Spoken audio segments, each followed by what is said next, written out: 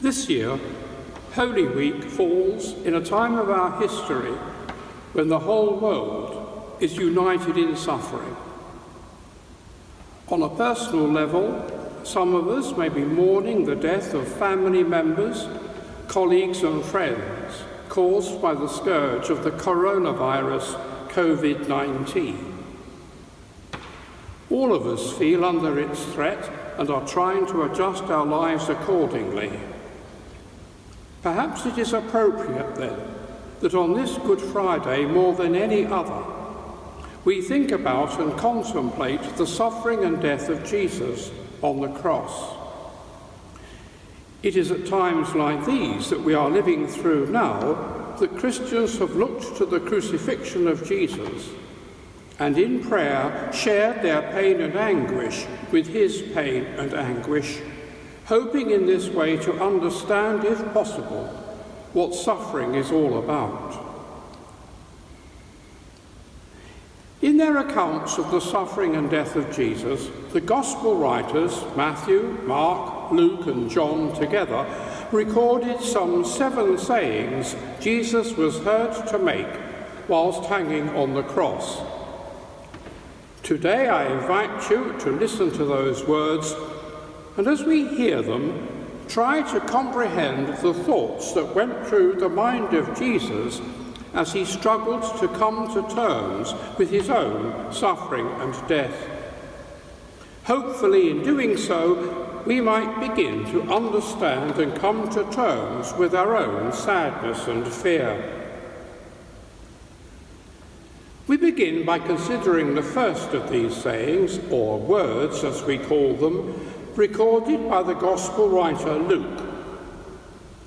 Having been nailed cruelly to the cross and raised up to die, Jesus prays aloud to God, his heavenly Father, in these words: "Father, forgive them, they do not know what they are doing." When anyone hurts us, even slightly, or lets us down, often our first reaction is revenge, the need to get our own back by inflicting the same hurt or pain on those who have attacked us, or we resort to blaming people for the suffering we are undergoing. This is not the case with Jesus. He did not want to get his own back. He did not blame anyone. Rather, Jesus asked his Father to forgive those who hurt him, and he made excuses for their cruel behaviour. They didn't know what they were doing. They did not understand, he said. If Jesus could make excuses for those who made him suffer and die, can we not make excuses for what we think are the faults and failings of others? Instead of blaming them for the pain they cause us, can we not understand that people often behave badly because they do not know any other way to behave? 2 criminals were crucified with Jesus. In the Gospels, they often are referred to as thieves. The Gospel writer Luke calls one of them good and the other bad. The bad thief is bad because he mocked Jesus. If you are so smart, Jesus, use your miraculous power to get us off these crosses. How often in times of stress and suffering people blame God? If God is so loving and powerful, why didn't he stop the coronavirus? Why does he allow good people, little children, to suffer and die from the disease, from any disease? The good thief, however, recognized the true power Jesus had received from his Father, not a power to interfere in every law of nature or step into the lives of human beings and so take away their freedom for good or evil, but a power to give a heavenly reward to those who do good here on earth, or who suffer courageously the pains which being human sometimes entails. The good thief realizes that Jesus has a power which can reward goodness in this world with everlasting happiness in the next.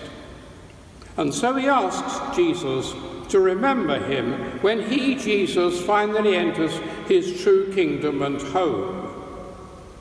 Jesus' reply, the second word of Jesus on the cross, is a promise to the good thief that he would have a place in heaven.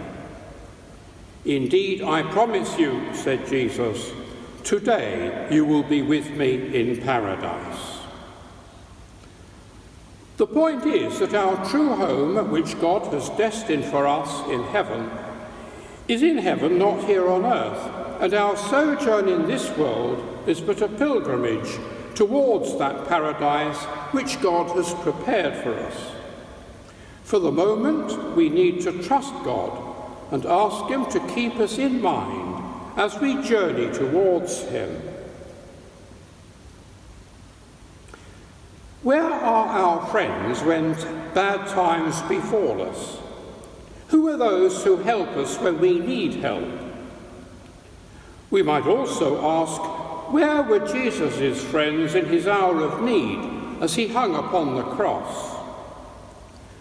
The Gospel writers tell us a great deal about Jesus' enemies who put him to torture and death, those who laughed at him and mocked him.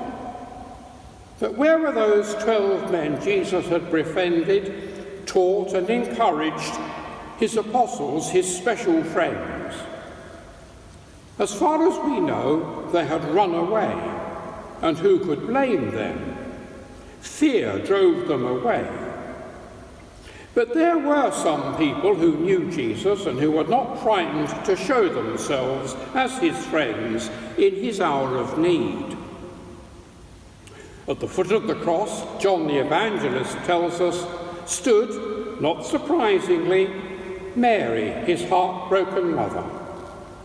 Supporting her was her sister and Mary of Clopas.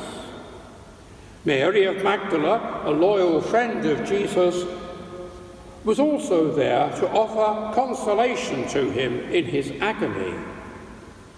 All the apostles had run away with the exception of the apostle Jesus specially loved, John, and he too stood at the foot of the cross with the women.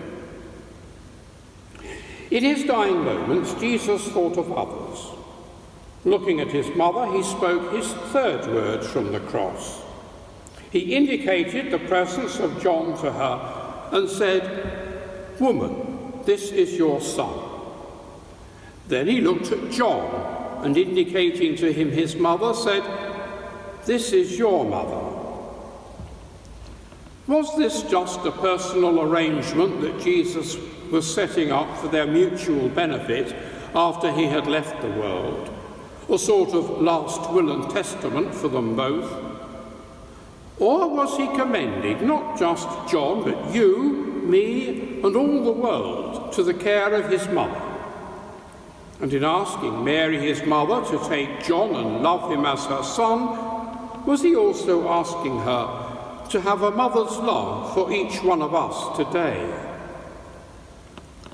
In all our suffering and misery, Mary, our mother, understands. She has been through it all herself. Take time in prayer to share your pain with her.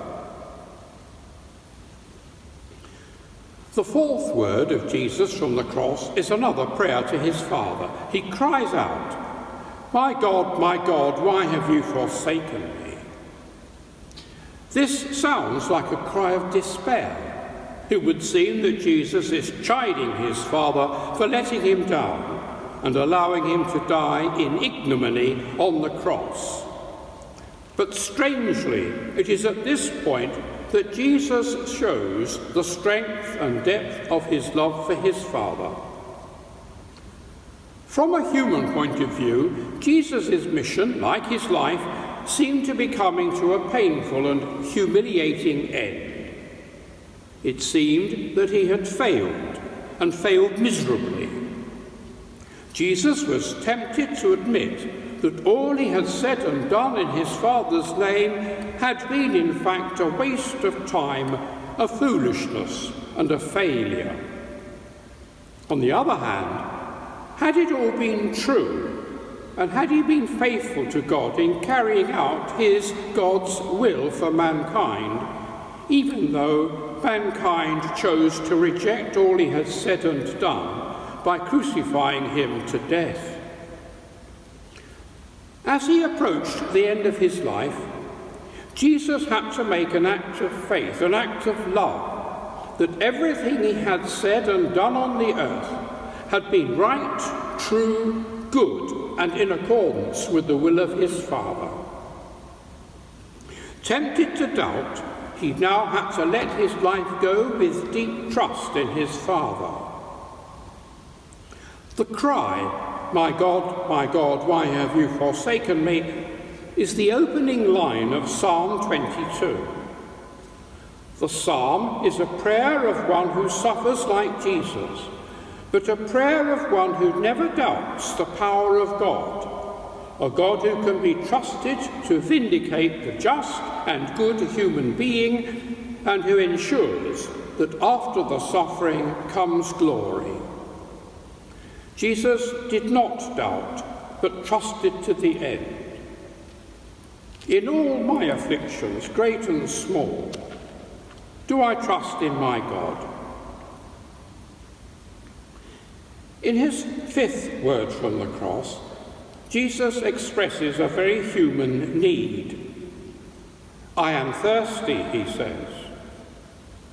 After a serious loss of blood due to his torture and the loss of sweat due to the physical exertions to which he had been subjected, it is natural that his human body experiences yet another stress, thirst. The Gospel writer John tells us that in answer to his plea, a soldier put a sponge soaked in sour wine on a stick and held it to Jesus' lips. And Jesus then moistened his mouth with the proffered drink. But was there another thirst Jesus was also experiencing? Was he thirsting for, yearning for, someone to show him love amidst the hatred of his sufferings? Was he totally surrounded by enemies, or were there some friends who were on his side who still believed in him and his message, who trusted in him even though he had been brought to such degradation by those who rejected him? If I had been there on Calvary on that first Good Friday, would I have quenched Jesus' thirst for love and friendship by my trusting in him and staying by his side to the end? After Jesus had taken the wine, he said, "It is fulfilled." To these words, the sixth word of Jesus on the cross, John adds, "And bowing his head, he gave up his spirit." For John, Jesus had fulfilled or completed a mission when he died. He had come down to earth to show humanity that all men and women were loved by God. He wanted to make that love visible by the things he did and the words he spoke, and above all, in the way he died. And he wanted us too to make that love visible in our world by the words and deeds of each one of us, his followers, insofar as we speak and act in the same way he did. Luke's Gospel gives the final words of Jesus on the cross as follows: "Father, into your hands I commit my spirit." The seventh word of Jesus on the cross, and the third and final prayer of Jesus to his Father. Luke adds, "With these words he breathed his last." For Luke, once Jesus had completed his mission here on earth, he simply placed his spirit into the hands of God, his heavenly Father, his mission accomplished, his life fulfilled. He had done what his Father had asked him to do for love of us. We are invited to continue Jesus' mission here on earth until it is our turn to hand our spirit to our Heavenly Father too. Today, as I speak, we have the splendid example of love and generosity, even to the point of death, from all those who labour tirelessly in our hospitals and care homes to care for the victims of the coronavirus. But even in less fraught and demanding times, such sacrificial love is shown daily by many men and women throughout the world who give of themselves for the benefit of others in countless and often hidden ways. Jesus' life and death have inspired many to follow his example, and those who do so have shared too in the triumph and joy of Jesus' resurrection from the dead. They have heard addressed to them Jesus' promise to the good thief, "Today you will be with me in paradise." With all of Jesus' love, trust and confidence in God, his heavenly Father, let us now pray the prayer that inspired him and which he taught his friends to pray. Our Father, who art in heaven, hallowed be thy name. Thy kingdom come, thy will be done on earth as it is in heaven. Give us this day our daily bread, and forgive us our trespasses, as we forgive those who trespass against us. And lead us not into temptation, but deliver us from evil. Amen.